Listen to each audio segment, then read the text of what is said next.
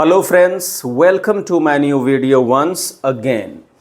आज हम पढ़ने वाले हैं टेंस के 12 सब टाइप्स यानी टेंस के 12 उप प्रकारों के एग्जाम्पल्स नेगेटिव सेंटेंसेस के रूप में। इससे पहले हमने अफर्मेटिव सेंटेंसेस पर काम किया था। Let's start learning. शुरू करते हैं। Simple present, he does not teach English, वे अंग्रेजी नहीं पढ़ाते हैं।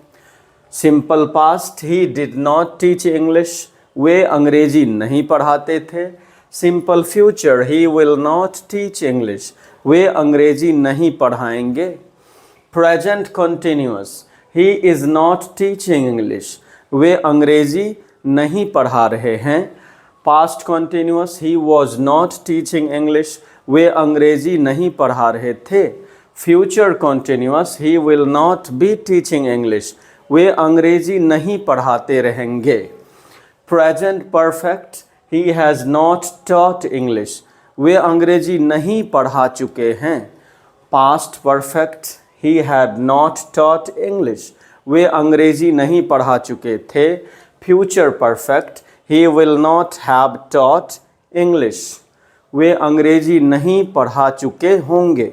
Present perfect continuous, he has not been teaching English, वे अंग्रेजी नहीं पढ़ाते आ रहे हैं। Past perfect continuous, he had not been teaching English, वे अंग्रेजी नहीं पढ़ाते आ रहे थे। Future perfect continuous tense, he will not have been teaching English, वे अंग्रेजी नहीं पढ़ाते आ रहे होंगे। सिंपल प्रेजेंट के नेगेटिव में हेल्पिंग वर्ब डज के बाद नॉट लगता है और वर्ब का first form. Does not V1 और do not V1, third person के सिंगुलर नंबर के साथ डज नॉट प्लस V1 और बाकी पर्सन और नंबर के साथ डू नॉट के बाद V1।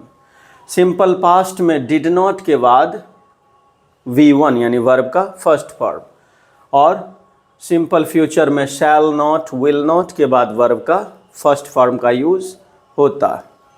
प्रेजेंट कॉन्टिन्यूअस में इज़ आर एम के बाद नॉट के बाद वर्ब का ING वाला फॉर्म यानी फोर्थ फॉर्म यूज़ होता है। पास्ट कॉन्टिन्यूअस में वॉज वर्ब के बाद नॉट और फिर ING वाला वर्ब का फॉर्म यूज़ होता है। फ्यूचर कॉन्टिन्यूअस में शैल नॉट बी या विल नॉट बी के बाद वर्ब का ING वाला फॉर्म यूज़ करते हैं। प्रेजेंट परफेक्ट में हैज़ नॉट हैव नॉट के बाद वर्ब का थर्ड फॉर्म यूज़ होता है। पास्ट परफेक्ट में हैड नॉट के बाद वर्ब का थर्ड फॉर्म यूज़ करते हैं और फ्यूचर परफेक्ट में विल नॉट हैव या शैल नॉट हैव के बाद वर्ब का थर्ड फॉर्म यूज़ करते हैं। प्रेजेंट परफेक्ट कॉन्टिन्यूअस में हैज़ नॉट बीन या have not been, third person के सिंगुलर नंबर के साथ हैज़, बाकी के साथ हैव।